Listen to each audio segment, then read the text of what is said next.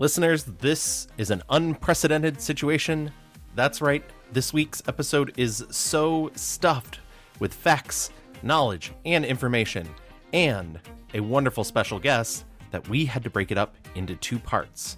So please enjoy the first half of our episode 147, starting now.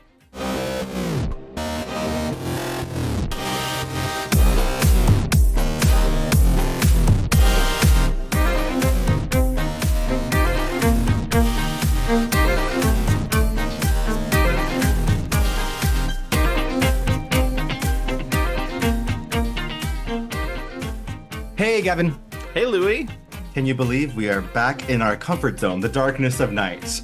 And by comfort, you mean I'm wearing shorts because it's boiling. Sweetie! Mama, I'm boiling. The shorts are shorting, and I feel very blessed. I went and saw Illinois on Broadway yesterday for my birthday, and I just have to say, already Tony Award for Best Shorts on Stage. They do give that out every year. Your best performance by Thighs. Also, Josh O'Connor in Challengers. Oscar for legwork. I was going to say, I don't think you can cross Tony Oscar. If Josh O'Connor wins both the Tony and the Oscar for Challengers. I mean, it's so good. Yeah, all genre. He's going to EGOT just for his legs in Challengers.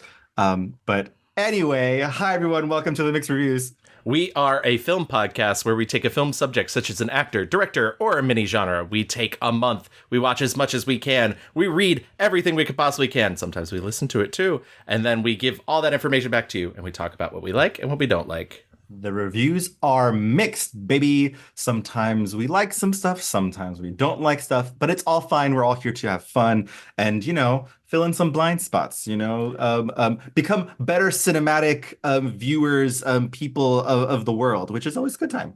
One, I thought you were going to say cinematic citizens, and I thought that was a weird thing to say. So obviously my brain's the one that's broken. Okay, wait, but cinematic citizens kind of sounds cute. Well, we'll make merch. And second, and by that I mean you'll make merch.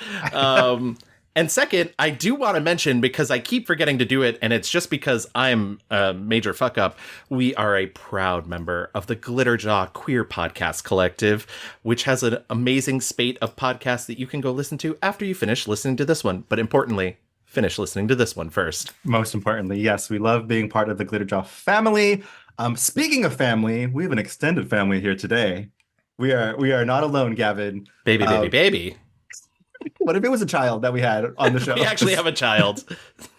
We weren't expecting that, were you? Yeah. We do not have a child. We, in fact, have one of my coworkers from the Daily Beast. It is entertainment editor, writer extraordinaire. It is Allegra Frank. Hello. I'm so happy to be here. Hi, guys.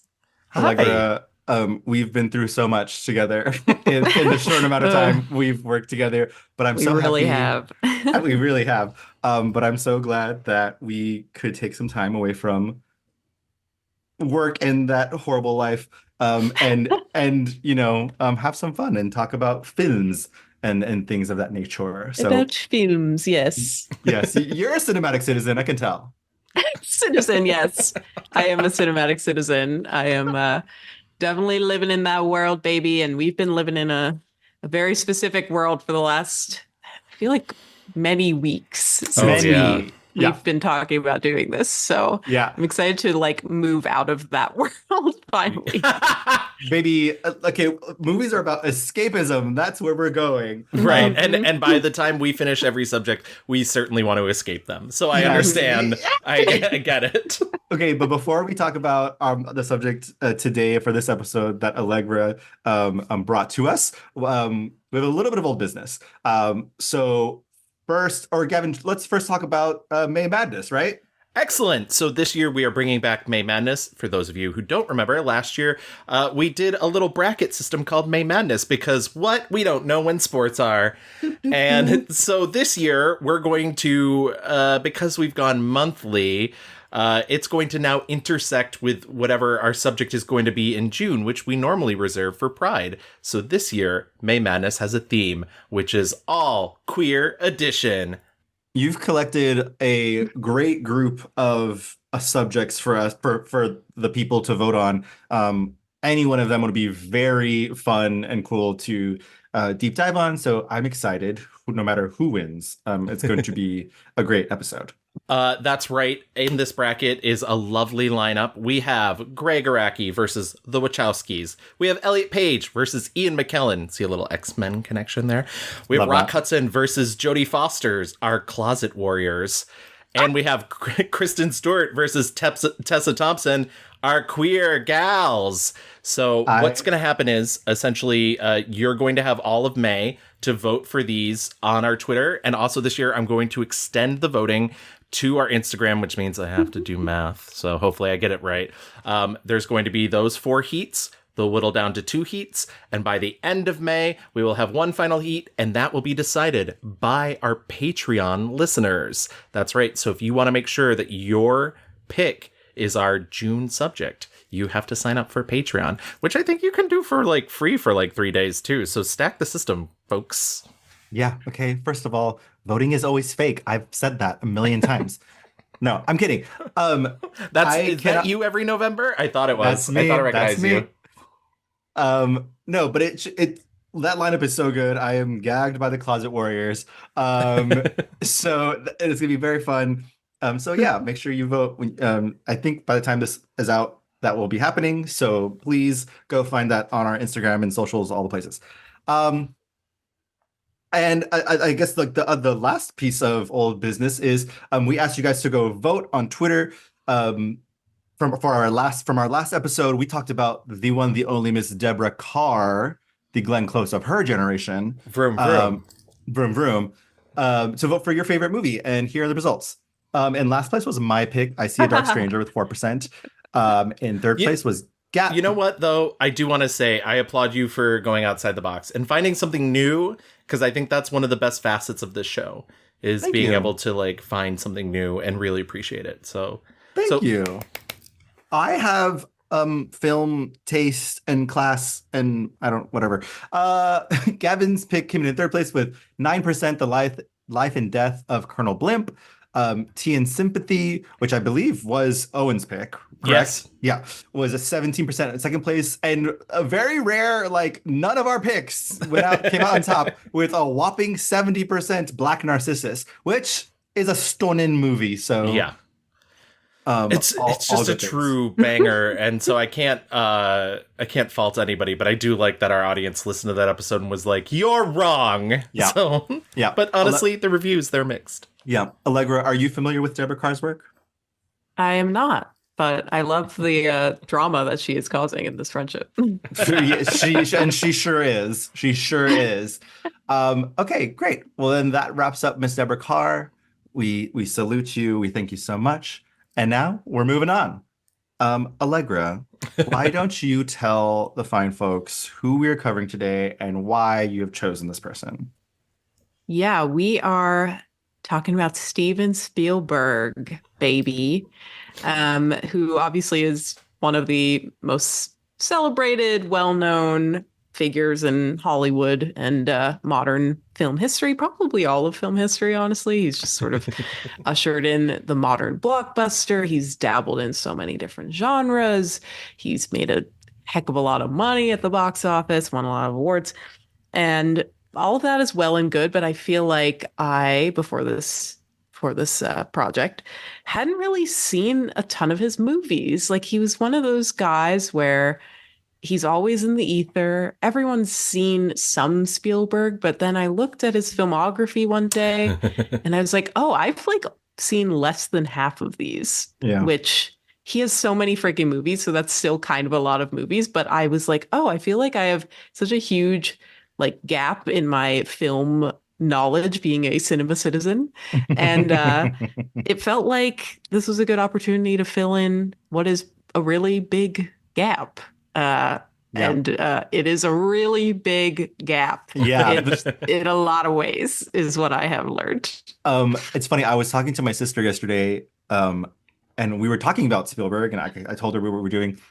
And I was like, we didn't grow up watching his movies, right? And she was like, no. And I was like, I wonder why. I mean, like you, Allegra, I had never seen E.T., never seen Jaws, never seen any of the Indiana Jones movies. Or that's a lie. I did see the Shia LaBeouf one. LOL. Oh my so the best God. one. Yeah. The best one, yeah. Well, yeah. Commonly referred to. But like that was when that was when I was older. Like as a child, like we weren't a movie going family. Like my parents weren't like, here's money, go to the theater. That wasn't fucking happening. And yeah, it was just kind of like you said, like they were around. I knew E.T. existed. I've seen clips of Jaws, but yeah, just not part of my culture. And so I too had a very large cinematic gap to fill. And man, it feels like he works in like two modes. It's like boys of America, and then like boring dad. Like it's just. I like you heard it here first. He ventures outside those two zones every once in a while, but like a lot of it is just like, wow, American boys, this is what they like, huh? And then dads. Whoa. What about you, Gavin? It's funny. I actually also didn't really grow up with Spielberg, which I know sounds shocking. Now, I did come from like a movie-going family, but my parents tend to skew towards weirder stuff. I feel like my dad was always like wanting to rewatch the things that he loved as a child, like 1960s spy films and like motorcycle movies. And Gavin, you're like, my parents were different. Yeah, exactly. I'm not the same boy I used to be. And my mom, like, if it wasn't like Beaches or Steel Magnolias or Gone with the Wind, like she wasn't sitting down for it, basically. Which Gone with the Wind, like, problematic, Mom. Sorry. Well, it's beautiful anyways. Beautiful movie. Sorry, beautiful Mom. Gowns. Sorry, Mom. Sorry, Mom, you're canceled. but I do remember seeing both Jaws and E.T. as a kid, and E.T. never left the impression on me that it did other children, but Jaws certainly did. I was apparently terrified to go to the bathroom at one point because I thought sharks would come up from the toilet. That's what happened. Oh my God. I'm okay to embarrass myself. It's fine.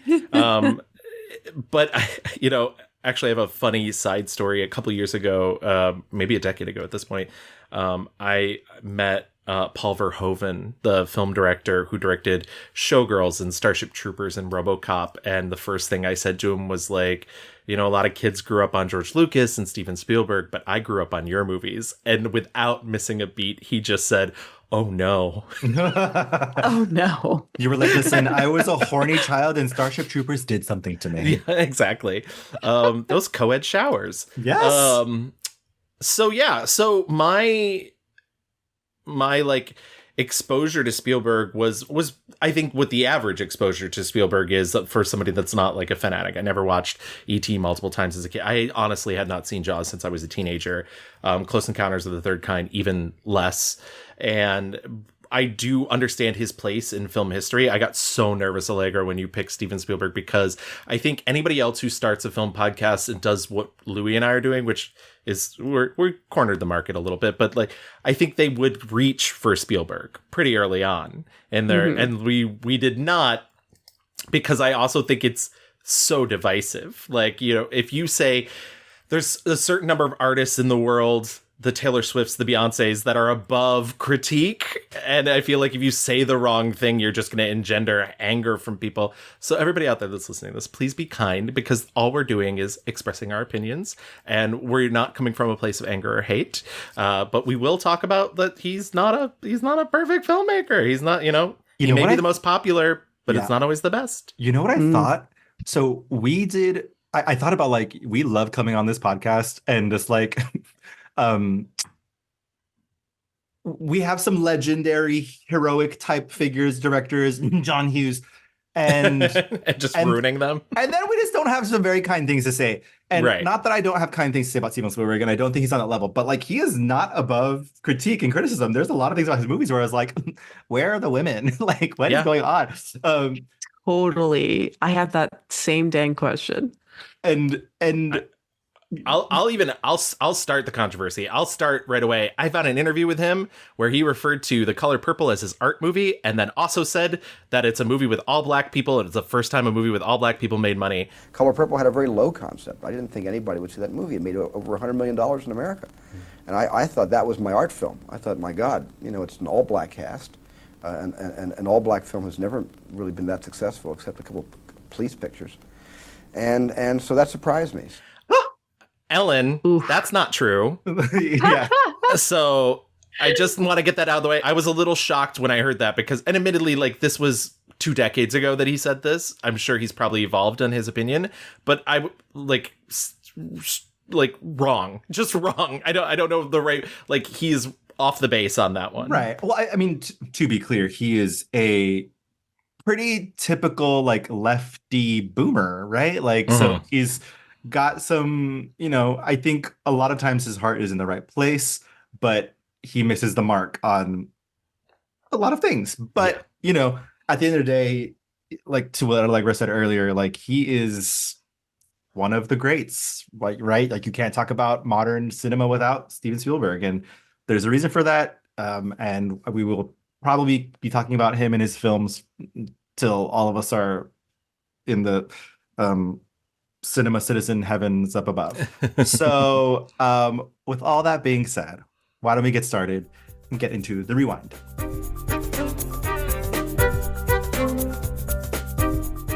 Steven Allen Spielberg was born December 18th, 1946, making him a cool 77, which is interesting because I feel like there are a lot of filmmakers that are in their late 70s have decided, like, this is going to be my last movie, or I'm winding down. I've not seen Spielberg say any such thing, and honestly, more power to him. Yeah. Make films until you can't. He was born in Cincinnati, Ohio, to his mother, Lee, who was a restaurateur and a concert pianist, and his father, Arnold Spielberg, who was an electrical engineer involved in the development of computers. Both have unfortunately passed away, Lee in 2017 and Arnold in 2020. So Arnold lived into his hundreds. Wow. Yeah. He grew up Reform Jewish / Orthodox Jewish. He's talked about how religion really played a part in his growing up, that it was like sort of strict, that he had like a very free child. I mean, go watch The Fabelmans. He had a very free childhood, but also it was You're literally just reading the plot summary of The Fabelmans right now. Exactly. But religion played a huge part in his life. His grandfather Shmuel had escaped to Cincinnati in 1906 to avoid being drafted into the Russian army, and that's sort of like how his family got here into America. He also has 3 sisters, Anne, Sue, and Nancy, who I love. And if you've not seen the documentary Spielberg, which I believe is on HBO, all 3 are in the documentary, and they're so I love them. I love them. I want to hang out with Spielberg's sisters. In 1952, his family moved to Haddon Township, New Jersey, when his father was hired by RCA, and he attended Hebrew school from 1953 to 1957. And then in 57, they moved to Phoenix, Arizona, which I believe is where most of The Fabelmans actually takes place. He had a bar mitzvah when he was 13. I did mention he was religious, and his family was very involved in the synagogue and the church. But at some point during his adolescence, because it felt, he was one of the few Jewish people in his community, one of the few Jewish kids at his school, and he felt it was really alienating. He began to move away from his religion. He tells the story about his grandfather being on the porch shouting like Shmuel, Shmuel, which was his Jewish name, and kids being like, "Is that you? Like, what's happening?" And him being like, "No, like, cut it out." So because society does this to a lot of people, it makes people conform to their own wills, he decided to sort of bury his own Jewish heritage. We always lived in neighborhoods where there were no Jews. And there was a real cultural divide in those days between Jewish people and Gentiles. A real cultural divide. I began to deny my Jewishness, began to deny everything that I had accepted as a child, and was not willing to accept if it was going to make me a pariah. I was ashamed of myself. I still feel ashamed of myself even remembering that long stretch of my life where I didn't want to be Jewish anymore. The assimilation train is real. Oh, it's very much real. They kept moving to different neighborhoods, and every time they did, it was just it was like we're the only Jews here. But then at about age 12, he developed this interest in film. He's talked about all of these various things that he would do prior to that. He was like, I loved crashing trains together. I loved like breaking rocks open. I collected comic books for a time. Like he was just obsessed with the sort of minutia of stuff. But like filmmaking really captured his imagination when he was trying to go for a merit badge in Boy Scouts. And I went out for the photography merit badge, and I wanted to, and the requirement in the merit badge simply said you have to tell a picture with still photographs.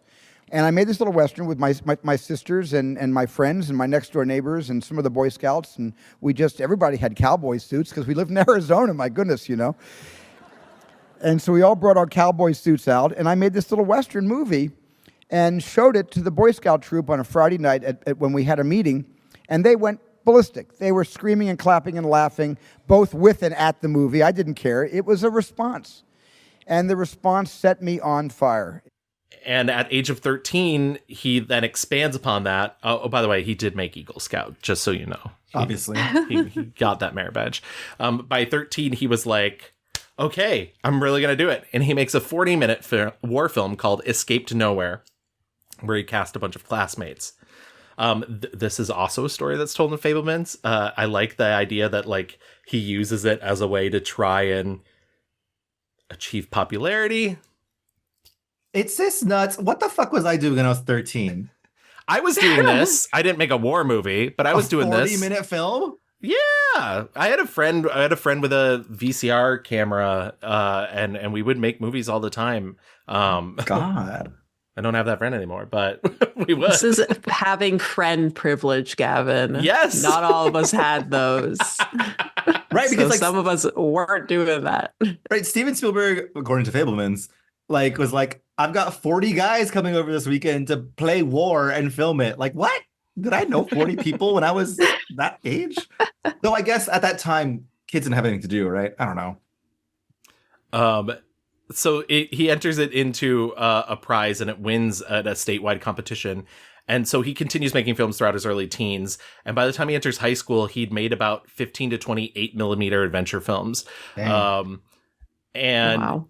he would attend movies every Saturday at a local theater in Phoenix. Some of his favorites being Godzilla King of the Monsters, Captain's Courageous, Pinocchio, David Lean's Lawrence of Arabia, which if you've ever watched a documentary about Spielberg, he just loves to talk about Lawrence of Arabia. It's beautiful. I get it. I get it, Steven. It is a gorgeous movie. Let it go. He refers to that as the film that set him on his journey. In 1963, he makes a 140-minute science fiction adventure called Firelight. A lot of Firelight is in Close Encounters of the Third Kind, just like with technical wonder and wizardry. So he started making long films at an early age. That's not, something that came into him as a professional. That was baked in. That was baked in, exactly. Listen, once again, Lawrence of Arabia, the movie that set him on his journey.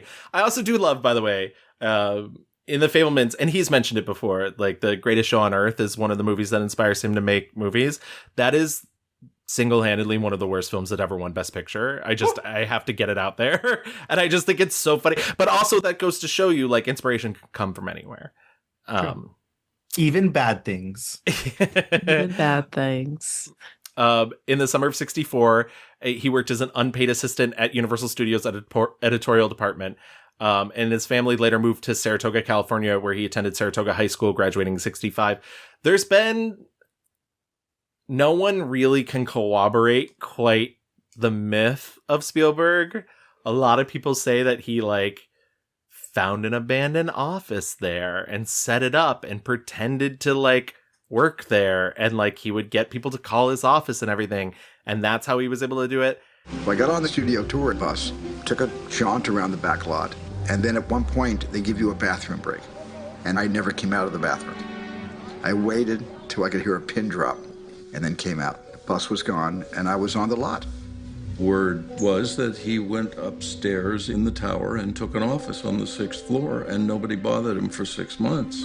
I don't believe it. But you know what they said in The Man Who Shot Liberty Valance? When the legend is bigger than the facts, print the legend. I mean, he's never truly commented on this story. I think it's part of the American myth that Yes. is Steven Spielberg. If only it were that easy.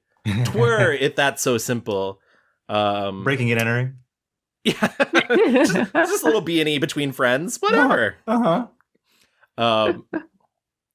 He hated school, by the way. I should mention that, by the way. He's making his 140-minute films. He's terrible at it. You know, he's picked on. People don't like him. He can't focus on anything because he's always said he wasn't a great reader either. I was 2 years behind the rest of my class, and of course I went through what everybody goes through, is teasing. Yeah. And I had to go through that for a long time. And so the teasing, you know, led to a lot of other problems I was having in school, but it all stemmed from the fact that I was embarrassed to stand up in front of the class and read. Film, like, was his language. Like, was, I don't want to say love language. How creepy is that? But like, it was the, you know, the thing that he could express how he felt, which is important because that same year, his parents divorce. His father leaves the family and his mother remarries his father's best friend. Ugh. Well, yeah. Talk about American myth. Like, Jesus Christ, that's a Taylor Swift song. It's so dramatic, and I didn't know about any of that until The Fabelmans. Yeah. I mean, I guess probably since that documentary came out before, it was known at least, but that was like a shocking thing to learn about him, honestly. The documentary, which came out in 2017, I watched it and I was like, oh, this is just The Fabelmans, but it is The Fabelmans with input from his sisters, with like an actual woman's perspective. Shocking. Sorry. Shocking if true. Yeah. So he moves to California and he stays with his father while his three sisters and mother remain in Saratoga. He moves to Los Angeles with his father, I should say. They're in Saratoga. And he applies to University of Southern California. They turn him down because of his grades, aforementioned bad student. He applied and enrolled at California State University, Long Beach, where he became a brother in the Theta Chi fraternity. Sorry, I think we had one of those at Vernonia, weirdly enough. I mean, not an official one. After taking a tour bus to Universal Studios, a chance conversation with the executive led Spielberg to getting 3-day pass to the premises, allowing him to come back to the next day. On the fourth day, he walked up to the studio gates without a pass, and security guard waved him in. I basically spent the next 2 months at Universal Studios, and that's how I became an unofficial apprentice that summer. That all deals with that American myth of... I listen, good for him, I guess. But it just gets under my skin, like, of course this little white teen was able to, like, go up and, like, if anybody else, like, who was not a white straight man, just, like, do-si-doing up to Universal Studios, no, you're not getting in. Buy a ticket. That's crazy. Yeah, I think about that a lot in his career. And listen, he's good, but there are a lot of people who are good, and it's just about opportunity. And my God, he had opportunities left and right. Right, and I don't want to, like you said, he's good. I don't want to chalk it all up to privilege, and I know there are people who would argue that it is not, but they're wrong because it's a systematic issue that we all face. I am a white man. I know I have definitely benefited from my white manness in my life. You could have walked up to Universal Studios and they would have let you right Baby, the fuck I've been in. trying. They said, get out of here. Baby. That's true. They said, hold on. I see a little spring in that step. In 1968, Universal gave Spielberg the opportunity to make a short film. He makes a 26-minute, 35-millimeter film called Amblin. What's that? Foreshadowing. Well, that's where... that will be important later. Yeah. The president of Universal at the time, Sidney Sheinberg, was impressed by the film and offered him a 7-year directing contract. I saw the world's worst copy of Amblin. It's almost no dialogue, and it's like two hippies on the road, and it feels maybe the least Spielberg of all Spielberg. So it's interesting that's the thing that sort of launches his career. It almost feels like him trying to tap into a counterculture that he didn't belong to. Yeah. Yeah. Anyways, clearly good enough. Sidney Sheinberg, he has an interesting relationship with him. He becomes he drops out of college to begin working on television productions for Universal, and he becomes the youngest director to be signed to a long-term plan with a major Hollywood studio.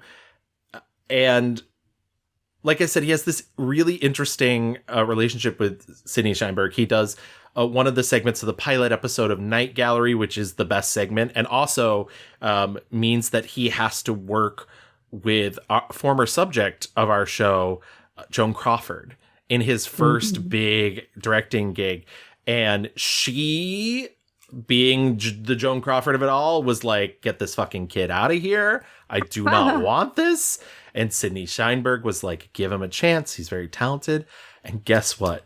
She loved him. Wow. And they remained friends and talked frequently until she died. Wow. Yeah. So he tamed that beast. And listen, that bit of Night Gallery is so good and like clearly shows a lot of talent and feels so much more Spielbergian. And one of my favorite moments is she plays a blind woman who wants to receive a life-changing surgery that will allow her to see for 24 hours. So she's blackmailing a doctor into doing it for her. And of course, being a Twilight Zone-esque TV show, something bad happens and doesn't quite work out for her. But there's this amazing scene when she's blackmailing the doctor and she's shouting about what she wants to see. And in between each word, she's like, I want to see lights. I want to see pictures. I want to see people. I want to see color. There's like a cut that just gets closer to her each time. I want to see something. Trees, concrete, buildings, grass, airplanes, color! And it's such a smart decision and such a stylistic decision for this story in the middle of this anthology movie where these other two directors really played everything that they were doing very straight. Right. He's got style. He's got style. Exactly. He's got style. Honestly, it sounds like he was just like a very charming young man. Oh, like I can kind absolutely. of like when we were talking about how he just like is walking onto Universal and getting a job. And I find that to be like, yes, white privilege, but it does sound like he was like very charming and very talented. Yeah. And like from the start, it's like kind of all of this is like very surprising to me. In the early 70s, he tries to raise funding for his own independent film. It fails. So he turns to writing more with other people and also directing television episodes, including episodes of the series Marcus Welby, MD, The Name of the Game, Columbo, Owen Marshall, Counselor at Law, and The Psychiatrist. He also directed a pilot for a show that didn't take off called Savage. I was able to find it. It's pretty good and once again shows off his skill, but he did not want to direct this, and Sidney Sheinberg like pulled the like you're under contract thing. And he famously said to Sidney Sheinberg, I'm not in the Universal business. I'm in the Steven Spielberg business. Okay. It's a very Jay-Z, I'm not a businessman. I'm a business man. So he's like not getting along with his contract. But they still sign him to do 4 television movies. The first of which was Duel, which is adapted from a Richard Matheson short story. I watched this for our road trip movies episode, actually. Oh. I love this movie. I think this is one of Spielberg's actually like early Spielberg best. Like so good, so scary. It's about a man who basically like runs afoul of a truck driver and the truck driver chases him all around wherever he's going. But what's great is you never see the truck driver. Like it feels, the truck itself feels like an evil, omnipresent force. What is the 90s version of this? When he's like Joyride. Joyride. But that is like, has like, you get to see the truck driver in that movie, I believe, right? You get to. All I remember is Candy Cane. And hey there, Candy Cane. And also, I think Paul Walker's like naked in it. So Yes. Well, yeah. And Steve Zahn. Don't forget, for all the weird boys out there, don't forget Steve Zahn. Don't care.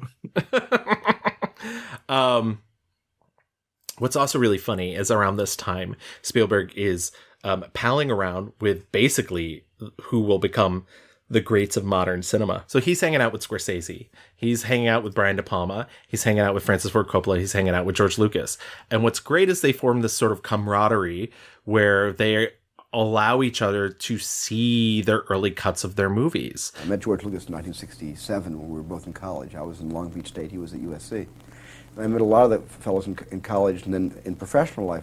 And it was not a clique, not a brat pack, nothing that people claim we were. It was just a bunch of filmmakers that weren't afraid to show our rough cuts to each other, and we weren't afraid of that kind of criticism. When I got into the group of the movie brats, as somebody once called us, it was the first time I felt like an insider. George Lucas said he saw Amblin. And what's great is all these people are in that Spielberg documentary, and it's very clear Scorsese is like the nicest human being in the world and will not say anything bad about anybody.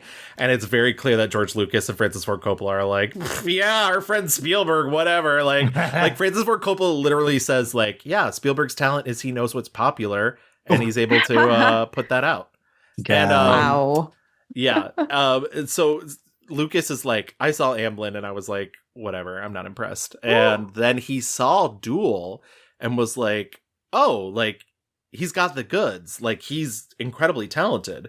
And so, you know, they're like, this is around where everybody's starting to make their, like, George Lucas is making Star Wars. I love In fact, this idea of like these film bros like measuring each other's dicks, essentially. Like, but I also, in their defense, and I know that's like, it's all it's like the same man. Like, it's all variation of the same man. It's all white man. But I do think it is really important to get feedback from people that you trust and understand your work. You know, famously, like, the opening crawl of Star Wars only occurs because Brian De Palma got so pissed off at the early screening when he showed all of his friends.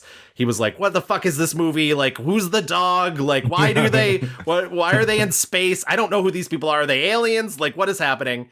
And so, like, that came from that. So I do think that they've had good, like, Spielberg also said that, Scorsese brought him in to help him edit the final scene of Taxi Driver, and he's like, I couldn't be more different than like that movie, but like it was just like he needed a fresh pair of eyes. So I do think that there is like something nice about the camaraderie of getting that and experiencing that. But yeah, it is a little that like film bros. All the white guys, all the young white guys. He also makes Something Evil and Savage. Also, this is when this falls under this falls under that contract. That's when he famously tells Sidney Sheinberg to fuck off. And Something Evil, it's certainly a TV horror movie. I do want to, like, just for a moment pause and say, I think it's very easy to forget that Spielberg starts in horror. I think that Duel, Something Evil, Jaws, like, these are horror movies. Like, they're you know, and obviously, like, genre is a little malleable. Like, Jaws has adventure elements and whatnot too, but I think that's what makes a lot of his work really interesting, because he's able to tap into that bit of people. And I know you don't believe this, Louis. Everybody likes to be a little scared, and he is okay pulling that thread in a lot of his films. I think I'm going to say no comment to everyone likes being scared, but I think just a little. I think like what he's good at, and what I kept coming back to is like, he's just so good at building tension, which is the root of like good horror films anyway. Right. But yes, like, my God, like watching The Post, I was like, they're literally arguing about whether they're going to press like go on the newspaper. Like, that's not scary, but like he builds a lot of there's tension that he's able to build over and over again. He makes his theatrical debut in 1974 with The Sugarland Express, which is based on a true story about a married couple on the run, desperate to regain custody of their baby from foster parents, starring Goldie Hawn and William Atherton. I watched this for a Goldie Hawn episode. I did not revisit it for this. I do remember saying I liked it quite a bit, but it's, to me, the biggest like early red flag of like, oh, but he has this like really soft core, like not soft core, but like soft core. That where like, even though this movie has kind of a tragic ending, it's like still, I don't know. There's something, he will forever be an optimist. And I think sometimes he allows that to get in the way of his own judgment. He's schmaltzy. Yes. Allegra. Yeah. Do you? Very sentimental. No, he's very sentimental. Although it's so interesting. I didn't end up watching Sugarland Express, but what I really loved about Duel is that it didn't feel optimistic. So, you know, right? Like the end of it is so dramatic and sad.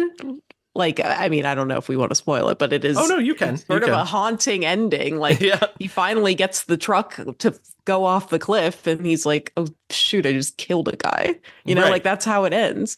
And it's such a freaking good movie. So then to immediately in his feature, like, you know, pivot to doing the schmaltzy. Like, I was hoping that he would sort of like build, because Jaws I feel like is a little bit different. We'll get to Jaws. Yes. But it's coming next. Interesting. Yeah, it's interesting that actually schmaltz was there from like feature film number 1, basically, because I wouldn't expect that.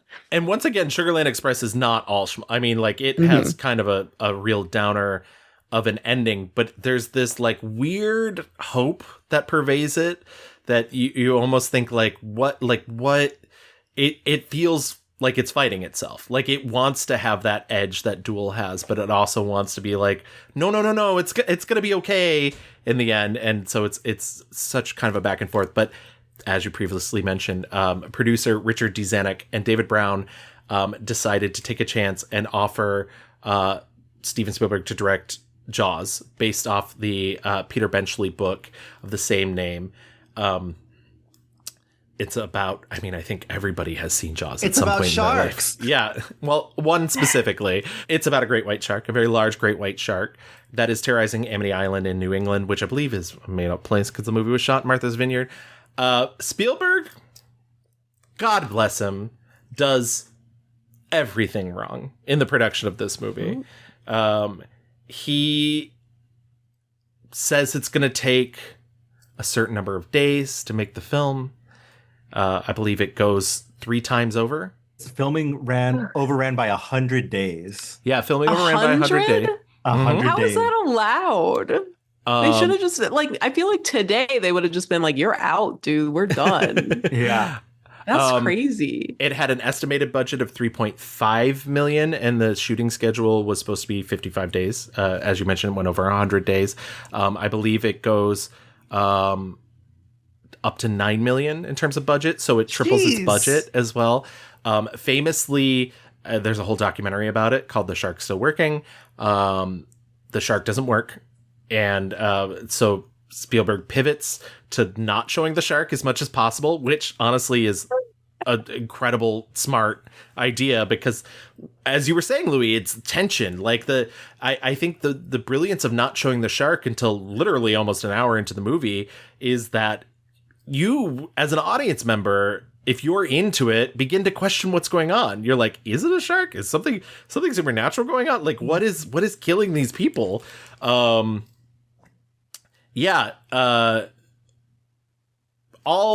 of that doesn't matter. That it went over budget, that went over. Oh, also famously, Spielberg didn't show up for the last shot of the movie because he was well aware of how much the crew hated him, that he thought that they were going to throw him into the ocean. And because of that, to this day, does not show up for the last shot of his movies. Wow. Yeah. Wow. That's so weird. Yeah. It's like the baseball players that wear the same underwear or whatever. Like, he's just like, superstition. Yeah. Not for me.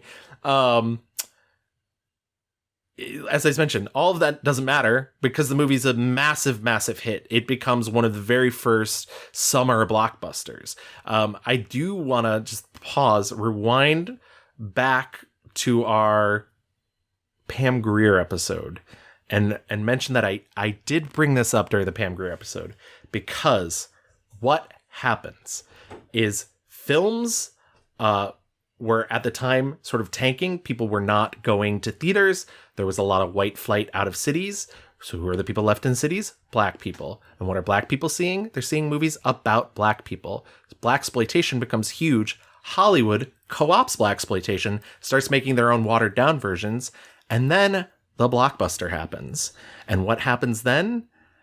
Hollywood forgets all about black audiences. And they start making movies for white teenage boys. Wow. And Yeah. look at us today. The worst of us. Yeah. I can't blame Spielberg for that. Literally, there is no way that he knew that this was going to work. He truly thought his career was over. Everybody thought his career was over. But And then he wins 3 Oscars. LOL. yeah, exactly. I was going to say, but you have to like talk about his role in the changing face of Hollywood, because truly Jaws is a huge portion of that. It's Jaws and Star Wars. Yeah, as you mentioned, it wins. Oh my God. Please tell me the cat's name. Maggie. Oh my God, Maggie, I love you. Maggie, you can't do that.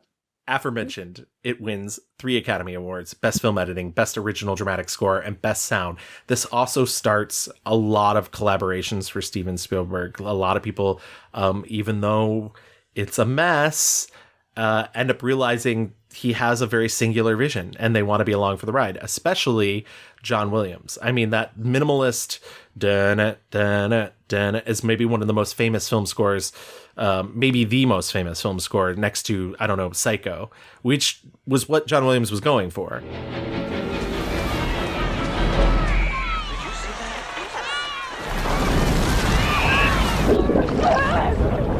And the studio is instantly like, please make Jaws 2. And Steven Spielberg makes the best decision of his life when he says, no, thank you.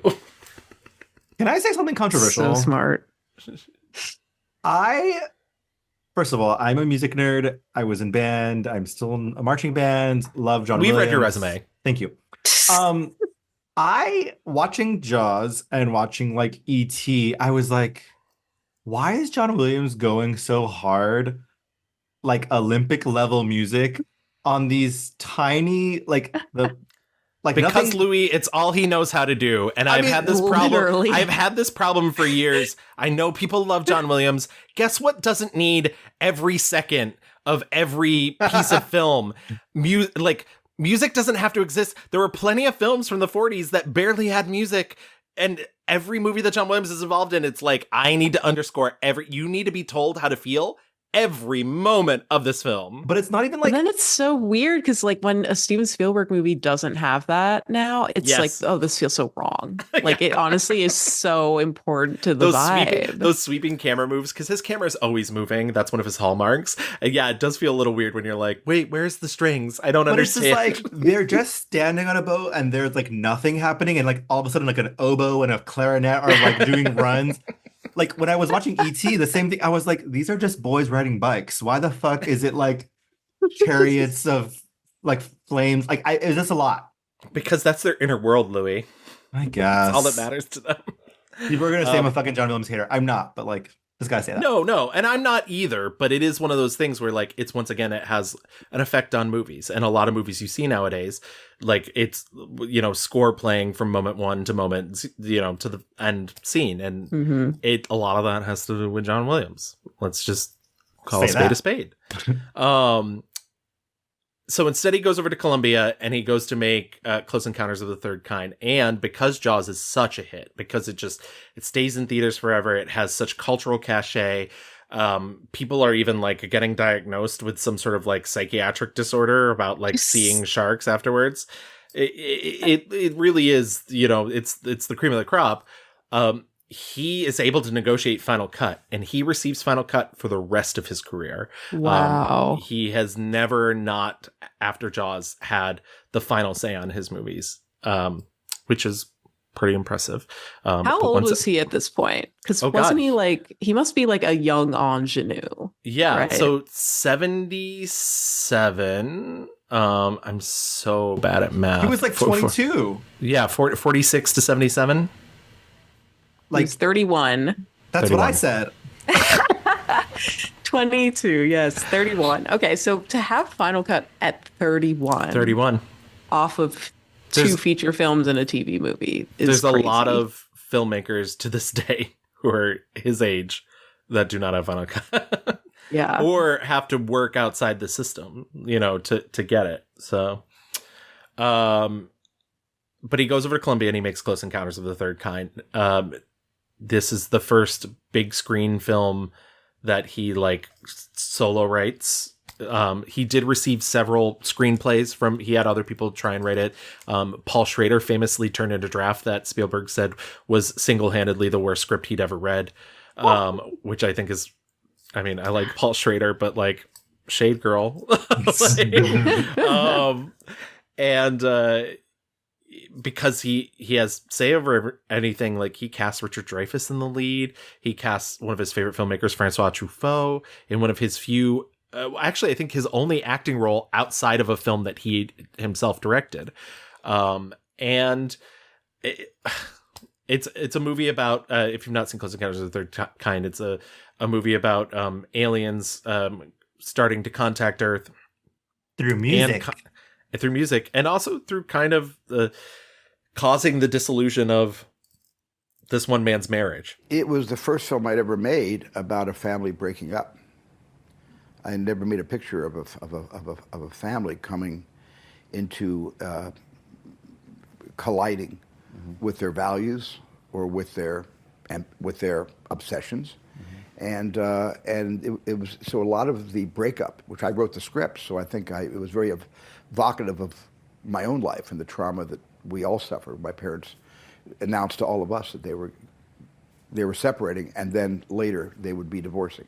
It may snow in the desert in Arizona, and that wouldn't surprise you someday, but your parents will never leave you.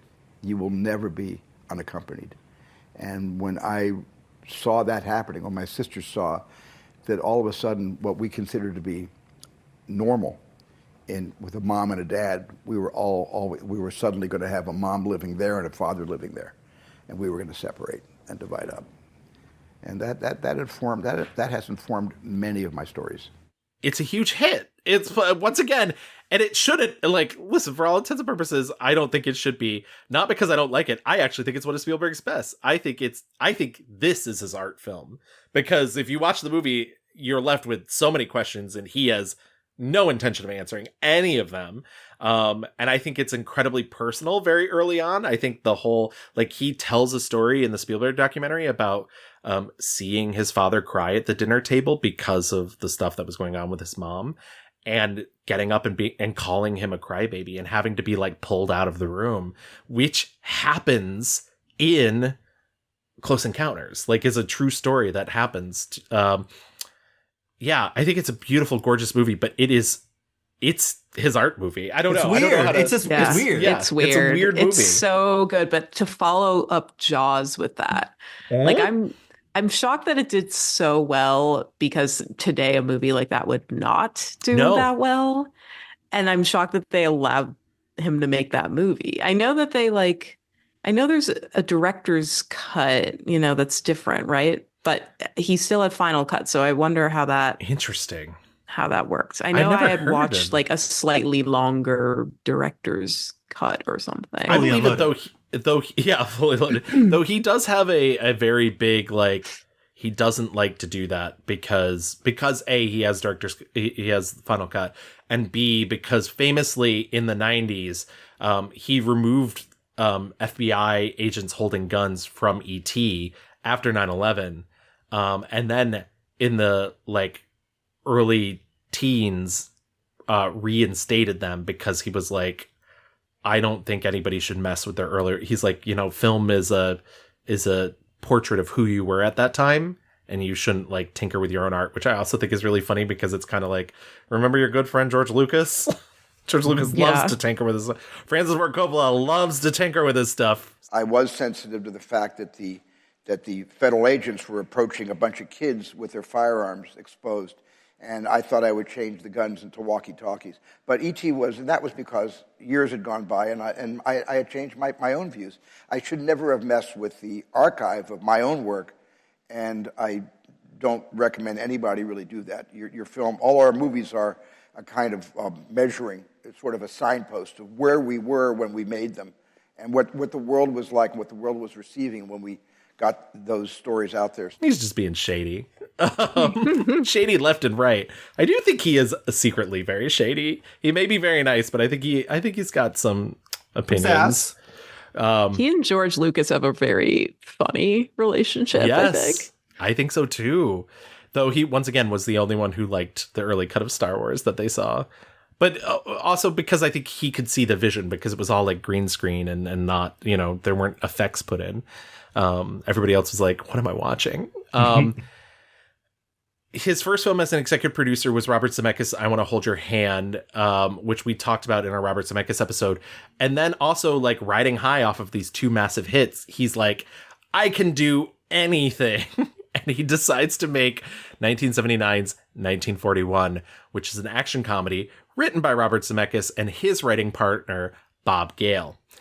This is a, quote, comedy about Californians preparing for a Japanese invasion after the attack on Pearl Harbor. He had never done a comedy before. He truly thought, like, I'm funny, which I'll go to bat and say he is, in fact, funny. And the proof is every 90s cartoon for Warner Brothers. Like, without Steven Spielberg, we wouldn't have Tiny Toons, we wouldn't have Animaniacs. And those things, and Freakazoid, those things shaped my sense of humor. So, unless I'm calling myself not funny, I'm calling, And you should. Shut up, Louis. I saw it coming a mile away. This movie is Spielberg's flop. It's not good. No. And probably going to talk about it later. Let's just say that. Yeah. I the only thing I would like to stop on, just very briefly, probably due to working with Zemeckis, he cast Wendy Jo Sperber in a very minor role, but a scene-stealing role. I love Wendy Jo Sperber. She did not get enough flowers when she was alive. She unfortunately passed away from cancer a couple of years ago. She was a true light in this world and deserves only good things. So R.I.P. Wendy Jo Sperber. 1941 is not your fault. You were amazing in it. You were amazing in I Want to Hold Your Hand. We talked about I Want to Hold Your Hand, and I like that movie a lot, actually. Yeah, and she's so good in it. Yeah, such a shame. No one should die young, and no one should die of cancer. And when it happens, when it's both the things, it's very tragic. Stanley Kubrick famously, also a friend of Spielberg, Stanley Kubrick famously saw 1941 and was quoted as saying, "It's great, but not funny." Which is the most Stanley Kubrick HAL 9000 thing to say. Just don't lie. Don't lie. He produces another Zemeckis film, Used Cars, also not a commercial success. So he's riding low. And he truly, actually, even though he has this great deal and he's very young, thinks he's never going to work again. And George Lucas, his good friend, is like, I'm working on this thing. I'd really like you to direct it. What is your dream directorial effort? And Steven Spielberg's like, I want to direct a James Bond movie. And George Lucas is like, well, fuck that. They're never going to let an American direct a James Bond movie. Why don't we make our own James Bond? This is what I'm working on. And so he brings him Raiders of the Lost Ark, which is the first of the Indiana Jones. What is it? Quadrology now? Is that 5? Is that Quintology? Quintology. Yeah. The though he only makes 4, so it's the quadrology for him, I guess. Anyways, should have made 3. Yeah, you're right. It is the worst. I will go to bat for the newest one over the last Spielberg one. Why don't we get Indiana Jones out of the way? Like, why don't we talk about all the Indiana Jones just to get it? Raiders, great, gorgeous, beautiful gowns, love it. Adventure, fun. Who doesn't love whips? Girls with, things written on their eyelids, love it. Karen Allen, love Karen Allen. Nazis, melt their faces, fuck them. Yeah. Also some horror stuff going on here. That's exactly it. I think that's James Mangold's big problem with the latest Indiana Jones movies is he doesn't come from a horror background. And I think all of the other, even the bad one, all have a horror element to them and are able to elicit that same tension that you were talking about, Louis. And, sorry, James Mangold. I did really like it. I had fun. I thought it was a fun adventure, just not scary. And it's funny because, Raiders of the Lost Ark, especially Temple of Doom, has a ton of horror. I would say Last Crusade, not as much, but does have like a crazy like horror moment at the end of the movie. Well, they have Jesus in that one, so yeah. If I had to pick my favorite, I would say it's Last Crusade. I think it's because to me it's the most Spielberg. It's the most like daddy issues. And that's, you know, I was talking to Louis about this yesterday when I saw him for his birthday. We're not really supposed to talk about the auteur theory because inherently it's sexist and it also like denies the contribution of everybody else who worked on, you know, writers and cinematographers and whatnot. But I would make a strong case that like Steven Spielberg has very much a like clear linear line, has a clear line through his work that is all about childhood and not growing up and fairy tales and fucking like destroying his father. And he's talked about how he really, along with suppressing his Judaism, he also really hated his father for a long time. He didn't understand how his father was able to let his mother go in that situation. And he really took umbrage with this. And I think I think Close Encounters of the Third Kind is him trying to deal with that idea of a father who would rather go off and experience a different life than be with the family that he's with. I think the relationship Indiana Jones has with Sean Connery in The Last Crusade is very much like there's that great scene where they're like sitting there and he's like, hey, when was the last time we had a drink together? And Sean Connery's just like fucking ignoring him. He's like, well, adventure, boy, we have to go hunt down stuff. Jesus. And so what do you want me to say? Yeah. Oh, sorry, son, we've been hit. And I think it's just absolutely beautiful. It was just the two of us, Dad. It was a lonely way to grow up. For you, too. If you'd been an ordinary average father like the other guys' dads, you'd have understood that. Actually, I was a wonderful father. When? Did I ever tell you to eat up, go to bed, wash your ears, do your homework? No, I respected your privacy, and I taught you self-reliance. What you taught me was that I was less important to you than people who'd been dead for 500 years in another country. And I learned it so well that we've hardly spoken for 20 years. It's also the funniest, so like I'm always down for a good laugh. It's so funny. I was so like funny. not expecting it to be as delightful as it was. Honestly, after Temple of Doom, I was like, I don't think these movies are good actually. Like I felt like Raiders was maybe a little bit of a fluke, but then Last Crusade, I think that was my favorite too. Like it's just such a delightful adventure movie that's funny and the characters are great. I feel like they should have just stopped there. Like it really was just kind of the perfect crystallization of everything. I think you were saying like that Spielberg does. Can we talk really a little bit about though, like, so in The Last Crusade, and I just was thinking about like all the boyness of these movies. Like it's I mean, and not to say that girls don't like adventure and stuff, but it's very like, I also did not realize, I think after I watched Temple of Doom, I was like, oh, it hit me that this is James Bond. I didn't know that. Because he's fucking every woman in the movies. Yeah. And they're different every time for like no apparent reason. Like I was like, when I started watching the second one, I was like, wait, what happened to the girl from the first one? Yeah. And then in the third one, I found it extremely shocking that not only did this woman turn out to be a Nazi, but like she also fucked his dad. And they like are just like LOLing about it. And I was like, if this is not the most like man like punch on the shoulder type thing, like it's just a little bit bizarre to me. There is Indiana Jones, like if you were going to describe Indiana and like his personality, like it's just kind of like manly and like but also, you know, everyone loves him and he's smart, but also like, you know, he'll just shoot you because he's like, whatever, I'm not like, you know, he's kind of like the nerdy ideal of like what a man could do and get away with. I think that's correct. Yeah.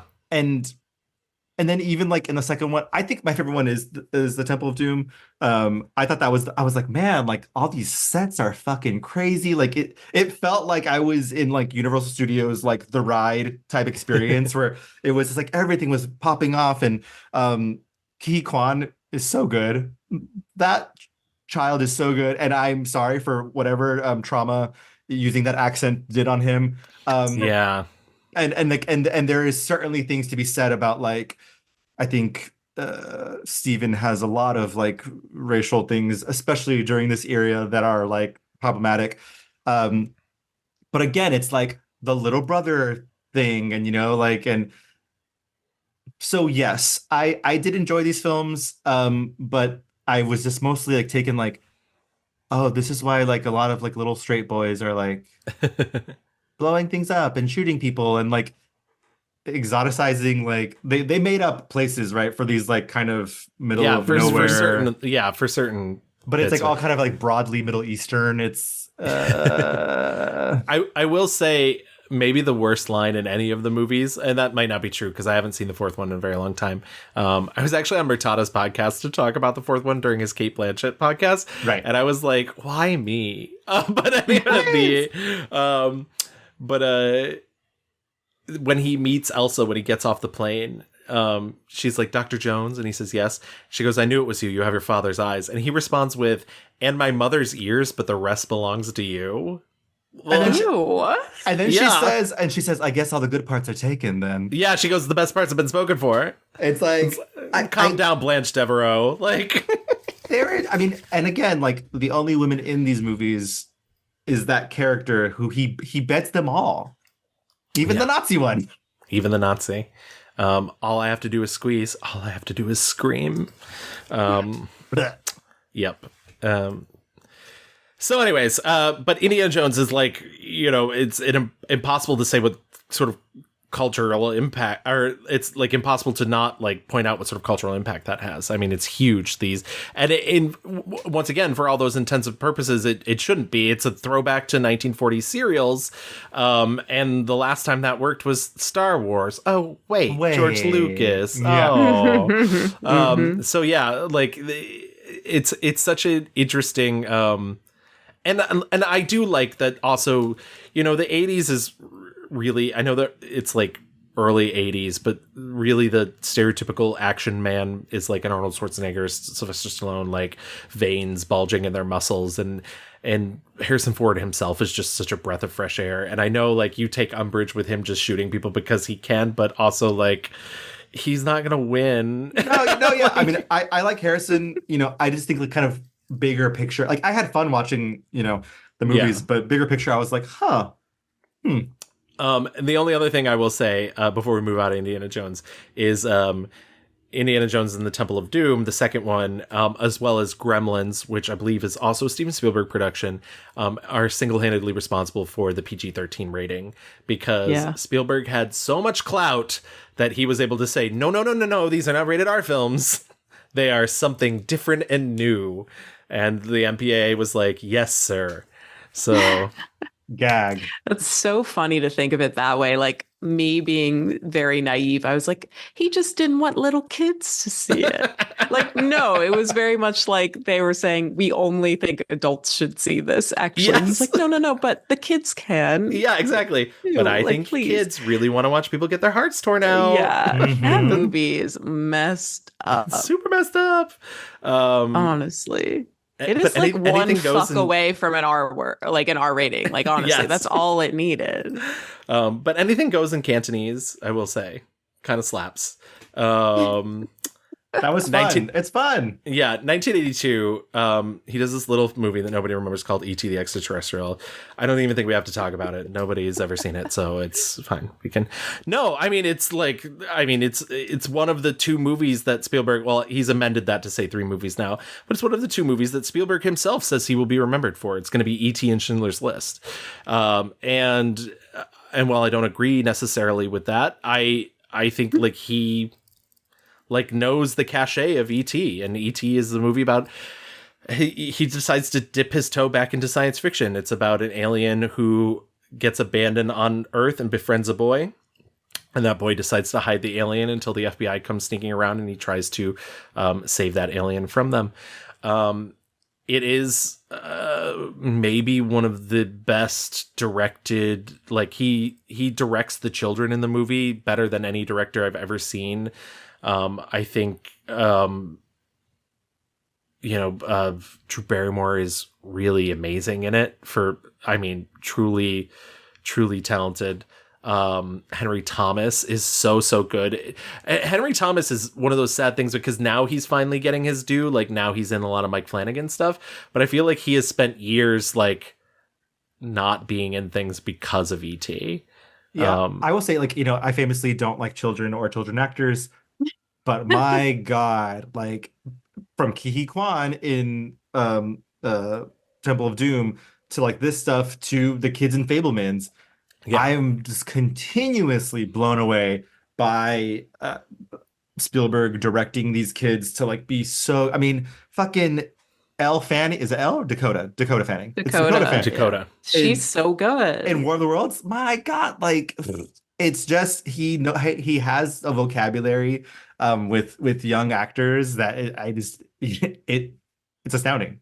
Yeah, I didn't think E.T. was like all that great, to be honest, but I think you have to see E.T. as a child. I think you do. Love it. I argue otherwise in that I couldn't rewatch it for this because I saw it as a little kid and it scared the freaking heck out of me. It is so disturbing. And I know other people who feel the same. Like, it is creepy. E.T. is a creepy guy. I do think I know a lot of people who also find E.T. very scary. So I don't think you're in bad company when it comes to that. But you're right. I think it's one or two paths. It either becomes this movie that you loved as a child or this movie that terrified you as a child. And there's it's kind of no middle ground. But it's a classic for a reason. I mean, it's such a simple, smart story. Spielberg shot it in sequence so the kids wouldn't get confused. And I think that was a brilliant tactic as well to really get the performances out of them. And I think there's there's like that weird moment where the mom says something about terrorists or whatnot. Like she's like, don't dress up, like he's wearing the ghost costume. She's like, don't dress up like that. They'll think you're a terrorist. It's like, whoa, Spielberg. I think I watched it with friend of the pod, Samantha Stallard, and she also said that she was very scared as a child watching it. But I think as adults, I was like, what do you mean those cops can't get those kids? They're like literally in cars and they're on bikes. Because his finger was fucking glowing, Louis. There's just a lot of like adult level like plot holes where you're like, this makes no fucking sense. But all that being said, I will always go to bat and say that Steven Spielberg knows how to make beautiful pictures. Like just like individual frames, like it's just gorgeous every single fucking time. And like the iconic scene of fucking E.T. flying across the moon, like it's just it takes a very special, it's iconic, and it takes a very special person who has a vision to be like, this is going to be a beautiful shot. And it's a majority of his films, it's like, God, every shot so beautiful.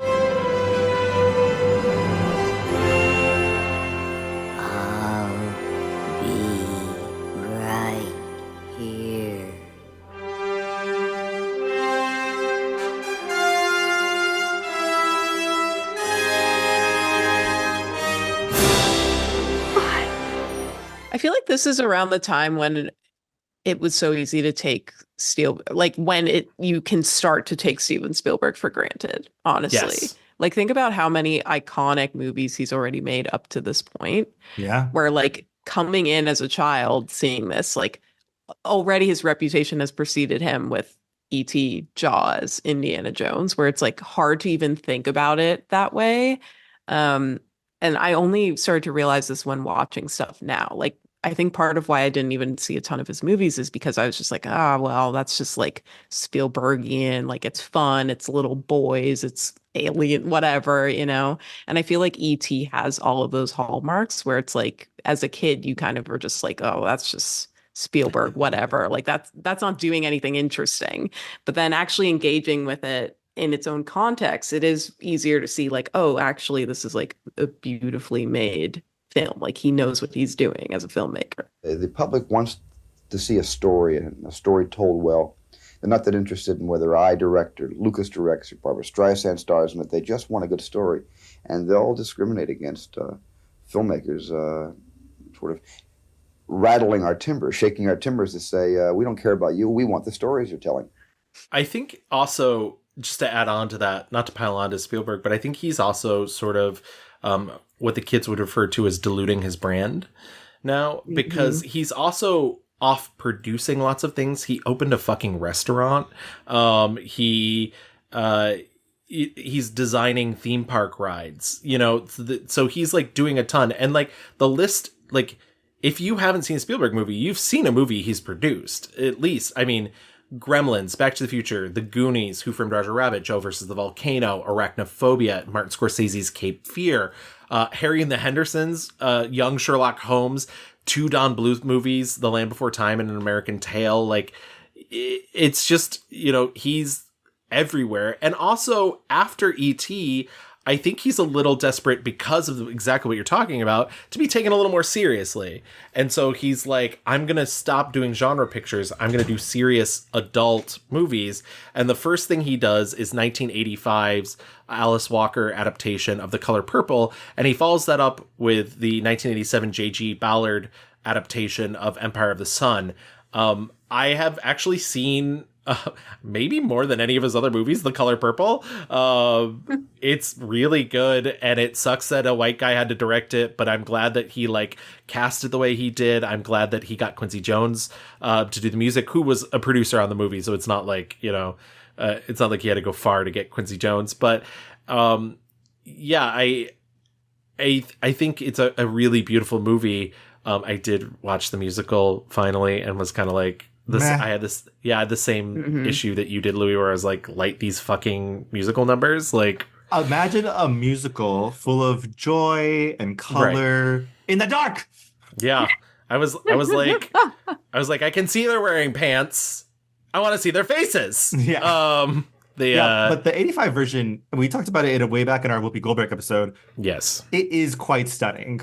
Oprah is popping off. Whoopi's oh my god, that was the other thing that bothered me about the musical, and I'm not going to talk about the musical very much either, but like the shit that goes down with Oprah is horrific, and the musical's kind of like, it happened, whatever, and she's fine afterwards. And I was like, she literally has like a huge scar on her face, her eye is like fucked up. Come on guys. I know that that's not pretty for a musical, but like, yeah, strange. But all that to say, you know, Color Purple famously got nominated for everything, didn't win anything. But no. I think it is a stunning film. I didn't rewatch it for this, but I can the image of Whoopi Goldberg and her like beautiful like big eyes and her smiling will never leave my brain. You know, like it's so good. This Sugar Avery, friend of the family. Fix up the spare room. I can't move. I need to see her eyes. I feel like once I see her eyes, then my feet can let go of the spot they stuck in.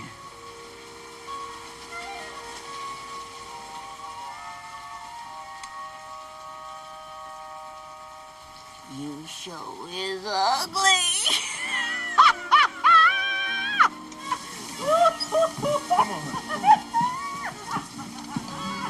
He has commented on people being upset at him not making the lesbian relationship more explicit. And I will give him credit. He basically says, maybe 10 years after I would have done that, he's like, but that wasn't me back then, and I just wasn't the person to do it. And honestly, like, probably right. In 1985, maybe? Yeah. I mean, I would love it. Yeah. Like, that's a whole big part of that novel. But like that's one of the positives of the musical. Like I was like, yes. But Empire of the Sun also a novel. Well, actually, it's an autobiography about a boy who spends many years in a Japanese internment camp. Let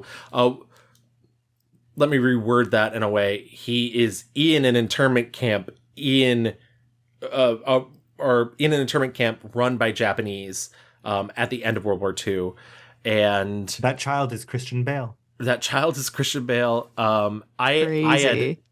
had never seen it before. It was one of the ones. I watched it for this. I thought it was fine. I like the music. I like the music in it a lot. Yeah. I think it's a very like incredible story for sure. But also like, and I mean, and not to be that guy, but I'm like, the story of a white man during like this war. I don't know.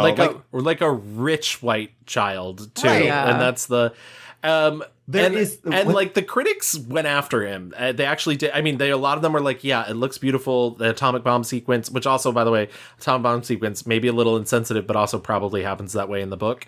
But they were like, there was so much like starvation and violence in this period, and this movie just sort of like glosses over that to be like, look at the story of this boy. Yeah, I wrote on my letterbox, because I'm a letterbox user now, that like it's not unmoving. There are scenes, like there's a scene where he's like up, like Christian Bale, like really so fucking good, even as a child, like is breaking down, and I was like, oh my god. But all of the emotion like is overshadowed with, because Spielberg is like the blockbuster guy. Like I think he fucking is in love with, you know, bombast and like explosions and like big things that kind of overshadow a lot of those emotional moments. But like not like, you know, completely unmoving. Like it is, yes, but a little bit maybe off the target of like what a movie about World War. Yeah, I found it surprisingly a little cold, I'll be honest. I think the most thing that moved me was the Miranda Richardson scene where he like holds her hand while she dies and like wakes up in the morning next to her dead body, and I was like, but once again, like that's the one woman in the movie. True. I didn't end up watching this one because at some point I was like, I can't be watching 2 hour 55-minute movies every single day about war. But I was gonna say it's interesting talking about these in the chronological order, because when I think about Spielberg, obviously we're talking about like fun and adventure. The other thing I think about a lot is like war movies. Yeah. And this is the first real 1941 does not really count, right? No, this is like the first war movie on the list. And I'm like, oh, wow, it took until 87 for him to do that. And then I think the 90s is like, there's a lot of that. But maybe it just feels that way to me. But I feel like this is maybe the start of the war era. Maybe this is like, that's how he sees his dramatic turn. I also think personally he's reconciling himself with his religion too, and that's starting to creep back in, and I think it's starting to weigh on him, and he sees sort of his responsibility as a filmmaker to do at least some chronicling of the American story. And I think that's why some of these, he's never said this is all supposition on my part, but I do feel like a lot of his movies, barring like War Horse, are like about you know, the American, though I guess they are British in this too. But I do feel like he feels a responsibility to the horrors of the 20th century and the stuff that like he grew up around or lived through, or even like affected the people in his family coming up. And so I think that he's sort of grappling with, you know, when you get this popular, because he could have made like Close Encounters of the Third Kind, Close Encounters of the Fourth Kind, Close Encounters of the Fifth Kind. He could have made E.T. Part 2, you know, Electric Boogaloo. And he doesn't.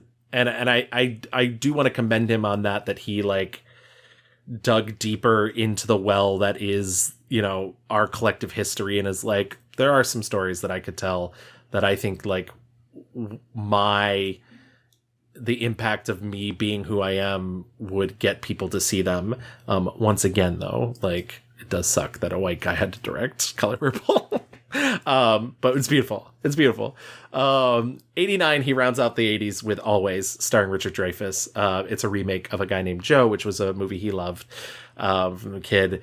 It's a mistake. And but great use of... It's not good. Did you like Always? I feel like if you go back to our Audrey Hepburn episode, you did not like A Guy Named Joe.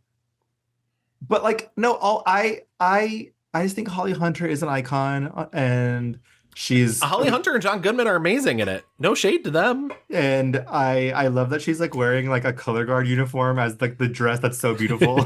I'm like, this is a costume. Well, that's why I love that Audrey Hepburn. I think Audrey Hepburn's great in it too, and I love that Audrey Hepburn's like an angel, and what she's wearing is like a fucking white turtleneck. Like she showed up in her costume, was like, "This is what I will be wearing." Like, yeah, true.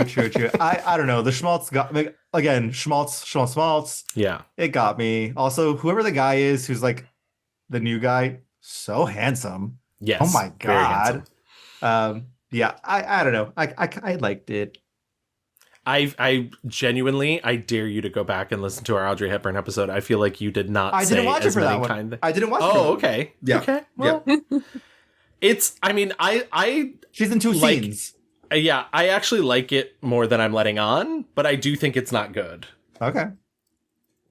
That's my dichotomy. I watched a YouTube video that was so angry about it because I was trying to watch I was just watching rankings. Yeah. There was one extremely obnoxious YouTube video where it took 18 minutes for him to even just get to his number 36 pick, oh my God. Dead last. Horrible video. But he went off on this movie. Which is hilarious because there are worse Spielberg projects. Right. But he was like, oh, this is insulting to anyone's intelligence. Spielberg should go to jail for this one. He hated it. See, that's what I'm afraid of when people listen to our show. I'm afraid of people thinking I'm like that. I never want to be that guy. I am not invested. I love movies. I work as an editor, but I am not invested enough to be like, this person should die for the thing that they made that they loved. It's just for always, it's schmaltzy. It's very rom-com. It's, it's very unserious, but if you like The Notebook, I think you would like Always. How about that? Starting the 90s, Spielberg himself says he feels artistically stalled. He's not sure what he wants to do. And then the first thing he does is 1991's Hook, which is a pseudo sequel, well, actually really just a sequel to Peter Pan, starring Robin Williams. Peter Pan has forgotten that he is Peter Pan and has to go to Neverland to rescue his children. And in doing so, remember that he was the boy who never wanted to grow up. Famously, Spielberg did not get along with Julia Roberts, and cue the Shea rattle. He said he would never work with her again on 60 Minutes. What a little bitch he is. He is such like I said, he's shady. I guess she was not who she is now, but also why say that about anybody? I mean, she's also I've heard some things about Julia Roberts. Yeah. I heard she ain't so nice. Yeah. And I've read about Aloe Vera many times to know this woman is a little high on the binge scale a little bit. And I don't want to defend her because I don't know her and I don't know the situation as it went down, but she's kind of said, I'm a woman in this industry and it really doesn't help when the most famous director alive, and I'm paraphrasing here, but when the most famous director alive basically calls you a bitch on the news, yeah. So does it really help my career at all to air the dirty laundry? Right. He could have said nothing. Yeah. And just not worked with her again.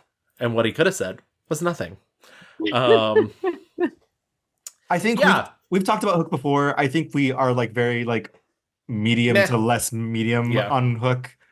Run home, Jack. Run home, Jack. I famously do not like the genre of movie where rich dads who work hard are chastised for working and not loving their kids enough. But that's just me. But honestly, if he loved his kids just a little more, he wouldn't have had to go to Neverland.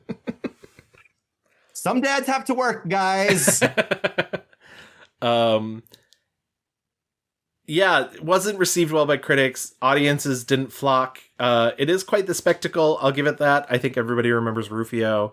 But I think the 90s really begin for Steven Spielberg in 1993 with Jurassic Park. Thank God. It's based off the 1990 novel by Michael Crichton about big old dummy dumb who decides to bring back dinosaurs and then invite a bunch of paleontologists to his theme park to be eaten by them. That's great. It's great. It's Cliff's great. Notes. I love Jurassic Park. I remember seeing it in the theater with my granny in Missouri. And Yeah, I think everybody's seen Jurassic Park. I'll let you two take the floor, but it's great. Laura Dern. It's Sam so good. Neill. So good. The last time I watched that movie was in a club on mute, and the club be watching the TV. Yes. Honestly, Yes. it got that vibe. Yes. You put Jurassic Park on mute in a club, and everyone will be watching. Like that is peak the tension, the thrill, the fun. Yeah. It's just a purely enjoyable movie. It's also like one of my favorite genres of movie is the TV movie, in the sense that if it's on TV, you'll watch it no matter you watch it. how far along it is. Like that is exactly what this movie is. It's also where it's just like you just turn it on and it's still going to be a good time. Right. So what reminded me was like, oh my God, this is why Jordan Peele made Nope. It's like I was thinking about like Malevolent, or maybe not Malevolent, but it's like wild animals, wild creatures as entertainment, and like how fucking stupid we are as people to try and like tame nature and wildness. And I love fucking Nope. And oh yeah, it's great. I just think of the Maya Rudolph, like, to what end? To what end? Very like, that. Entertainment for what? Yeah, don't you see the danger, John, inherent in what you're doing here? Genetic power is the most awesome force the planet's ever seen, but you wield it like a kid that's found his dad's gun. It's hardly appropriate to start hurling generalizations. If I may, I'll tell you the problem with the scientific power that you're using here. It didn't require any discipline to attain it. You know, you read what others had done, and you took the next step.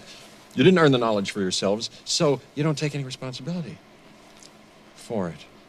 You stood on the shoulders of geniuses to accomplish something as fast as you could, and before you even knew what you had, you patented it and packaged it and slapped it on a plastic lunchbox, and now you're selling it. You want to sell it. Well, I don't think you're giving us our due credit. Our scientists have done things which nobody's ever done before. Yeah, but your scientists were so preoccupied with whether or not they could, they didn't stop to think if they should. But also, Jurassic Park, I think, must be said, like, it is a technological marvel. Oh my God. Like, those dinosaurs look fucking real. Like, watch it today, and you're like... To this day. And I mean, part of that is the genius of Spielberg, that it was, you know, a combination of animatronic and CG. Originally, I guess they tried to sell them on stop motion, and it would have just looked like a Ray Harryhausen movie. And I fucking love Ray Harryhausen movie, but 1993 was not the time to be doing that.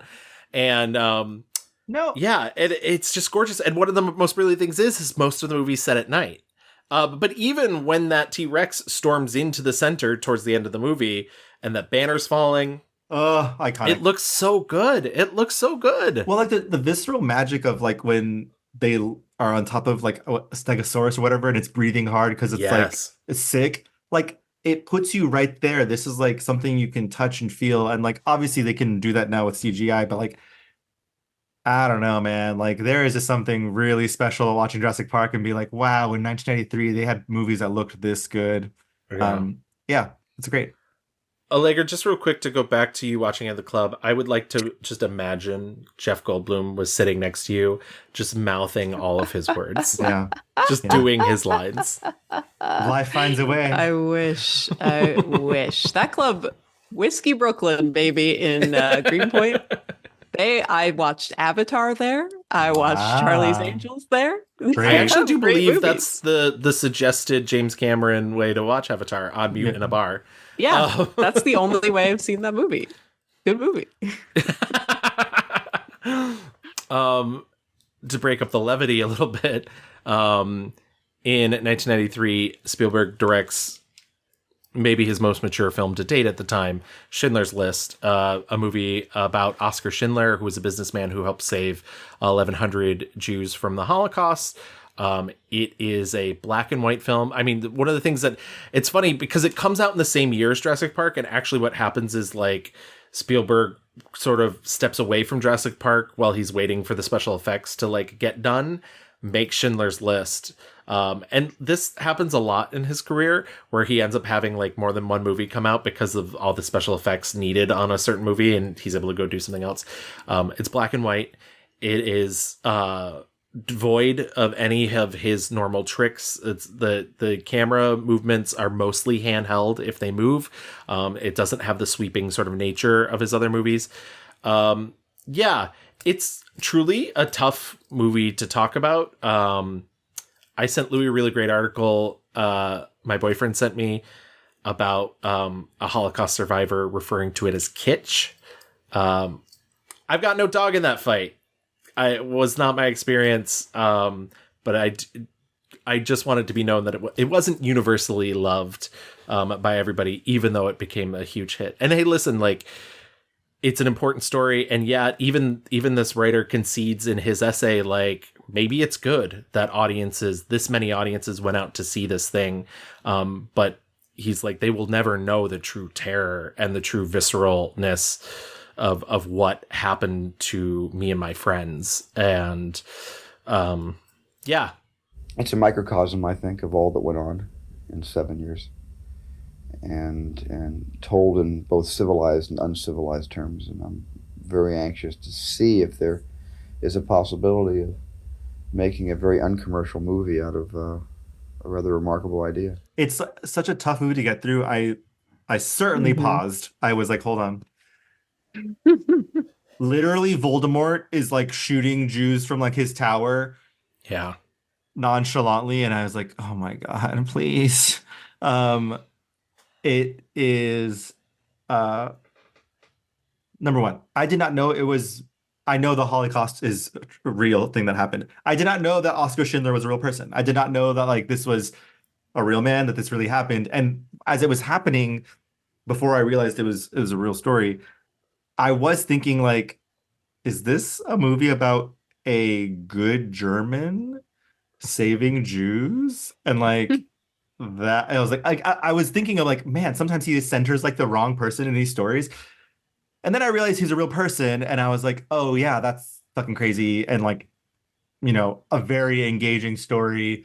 Right. And I will like not interrupt you, but I will say he goes out of his way to make sure that you don't actually think Oskar Schindler is that good of a person. Oskar Schindler is a very flawed man who recognized something horrible was happening. Right. And did something good, which I will say is a lot. He gives a lot more grace to fucking I suddenly can't think of her name in the Post. That like Meryl Streep, old Republican woman, Catherine Graham. Yeah, Catherine Graham. He gives a lot more grace to her than he does to Oskar Schindler. I will just say that. But yeah, I mean, I will just say like it is not a fun or good time watching this movie, but like by the end of it, I was like, man, what a work of catharsis. Yeah, just what like. When it turns into color and you see like the actual like survivors or like the generations of people that came from the people he saved, I lost it. It's that type of movie, you know? It's really it felt like social studies core to me. Somewhat derogatory. I mean, and you're more than welcome to feel that way. You're absolutely more than welcome to feel that way. Like, to me, it's like this was when he was getting into his sort of self-important era. I think this was the start of that. Like 1993 is the two genders of Spielberg. Yeah. I mean, yeah. Boys in Jurassic Park and like boring dads in Schindler's List. Yeah, exactly. And watching this one, I was like, okay, I learned. I think I know which gender I prefer. But I think, you know, to me, this really affirmed for me that he's a great director of actors, honestly. Yeah. Like, Ralph Fiennes is so good in this movie, honestly. Like, I could not particularly care for most of the details. I actually went to the Schindler's museum in Krakow, which was really cool. So I knew a lot about the story already going in. But to me, I was like, why am I so into the Nazi? Like, this is such a great performance. Like, I'm here for the Nazi in this movie. Like, he is a good dang director of this actor. You know what's funny on the reverse side, and Liam Neeson is problematic in his own right. Liam Neeson famously, like, really didn't like working with Spielberg at first, he said they shot that close up of him smoking the cigarette, and Spielberg was literally telling him when to breathe. And he like stormed off set and was like, he's fucking telling me when to breathe. Like that's not acting, that's puppetry. Like, I don't want to be a puppet. And Ben Kingsley famously said to him, yes, but every conductor needs a good soloist. So, wow. That's. Yeah. I mean, like, I think to the social studies of it all, like, and again, I just have this feeling of like, there was like the little Nazi boy who like, oh, Mrs. Whatever, like, I'll help you. Like he loves just like, I think he thinks he's like shading in these like gray areas, but it's just kind of very much heavy-handed of like, actually, we have the capability to be good and bad. It's just kind of like heavy-handed. And to me, it wasn't like, oh, there was just a little bit too much of like, there are Germans that are good, actually. Yeah. I mean, I definitely get that. I do think his gambit pays off, though. I mean, he wins Best Director at the Academy Awards. The film gets 7 BAFTAs, 3 Golden Globes. It's been named by the American Film Institute one of the 100 best movies ever made. It's certainly, I think it just catapulted his career even further. I feel like this is really cementing him in like, okay, like, well, now he's had hits in the 70s, he's had hits in the 80s, he has hits in the 90s, like he and is serious like, movies, like yes, high-minded movies. Let me just say, there are 350,000 survivors of the Holocaust alive today. I implore all the educators who are watching this program to please do not allow the Holocaust to remain a footnote in history. Please teach this in your schools. There are 350,000 experts who just want to be useful with the remainder of their lives. Please listen to the words and the echoes and the ghosts, and please teach this in your schools. Thank you very, very much for this. He goes off with Jeffrey Katzenberg and David Geffen, founds DreamWorks, which is in 1994 is going to be the new film studio. It's the first film studio that's been brought about in like 30 years. They're really sort of trying to take a page out of United Artists' book from 1919.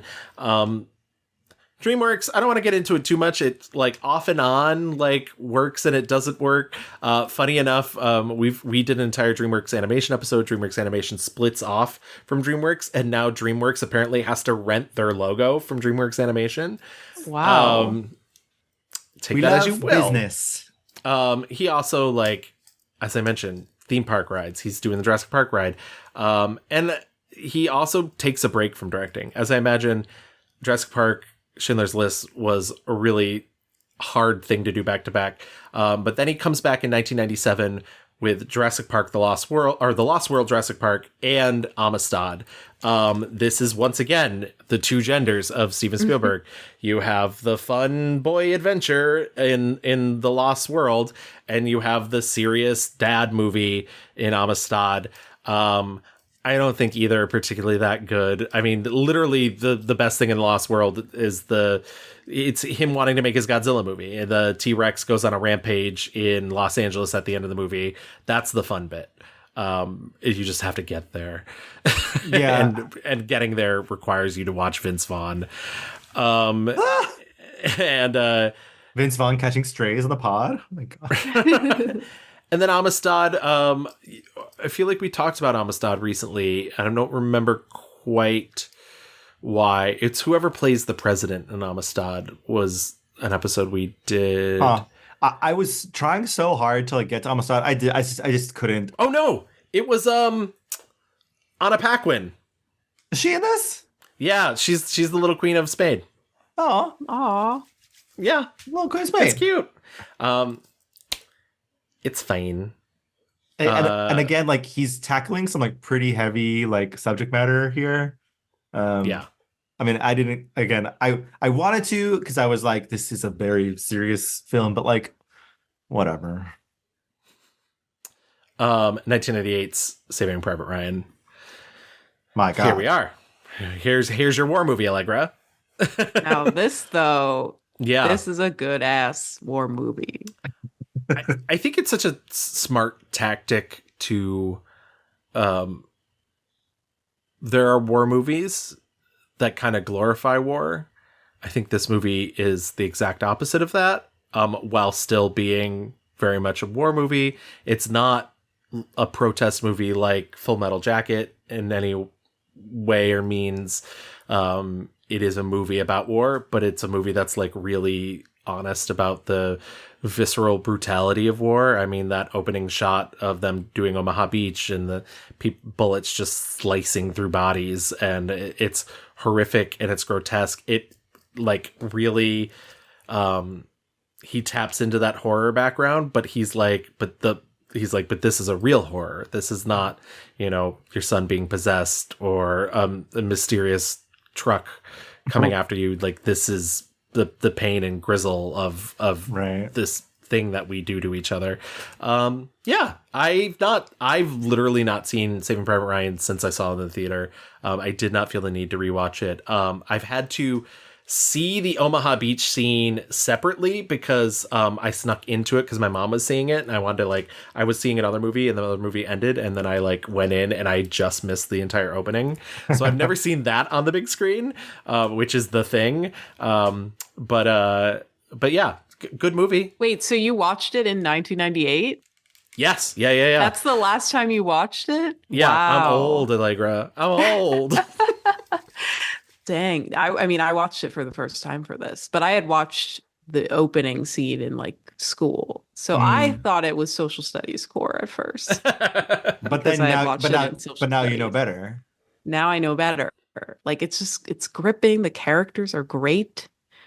I mean, the direction is amazing. The Omaha Beach scene is incredible, but the whole film, the way it's told, the way it's designed, I mean, yeah, to me, it really feels like his Apocalypse Now, which I think maybe is what he was going for here. In some way, but just incredible war movie, very humane, just so fun, so engrossing. I was surprised by how much I loved it. Ryan, I don't know anything about Ryan. I don't care. Man means nothing to me. It's just a name. But if going to Ramel and finding him so he can go home, if that earns me the right to get back to my wife, well, then that's my mission. You heard it here first. Allegra Frank, Saving Private Ryan. Fun! Fun! It was a fun watch. I also love, and again, this goes back to him, being such a good, actor's director. The young men he casts in this movie, that are in this movie, it's just, banger after banger performance. I also didn't rewatch this. I saw it more recent than 1998, but listen, I'm not made of time. I'm saying I did not rewatch it. But what I was thinking about it when I'm jumping ahead when I watched War Horse though, because I was it's crazy how War Horse is his war for kids movie, because there's no blood and no grizzle at all, and Saving Private Ryan is just all of that. So it's interesting how he operates on these levels of warness. I don't have much to say about War Horse, so I'm just going to get this out of the way now because I probably don't really care to talk about it later. I saw it in the theater when it came out. I've not revisited it. But I love when The Good Wife would occasionally slip into surreal bits. And one of my favorite things is there's a political dinner that's being held for her husband at one point, and they're like, we have the cast of War Cow here, and they're doing scenes from War Cow in the background. Are you literally talking about the show The Good Wife? Yeah, I'm talking about the show The Good Wife. Take that. I really like the Kings, so okay. I've not dipped my toe into Elsbeth yet, but maybe I will. All that to say, Saving Private Ryan, very good. Very tough to watch though. Fun watch, frankly, but difficult.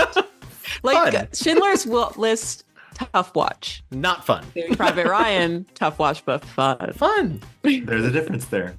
Very different. It's along the spectrum, but different ends. And we're going to hit pause on our conversation about Steven Spielberg, but we will be back with part 2 of our episode on Steven Spielberg with special guest Allegra Frank.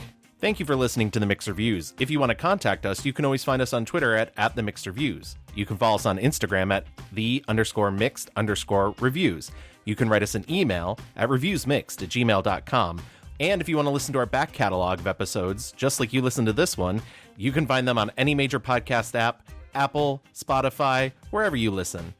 The Mixed Reviews is a proud member of the Glitterjaw Queer Podcast Collective.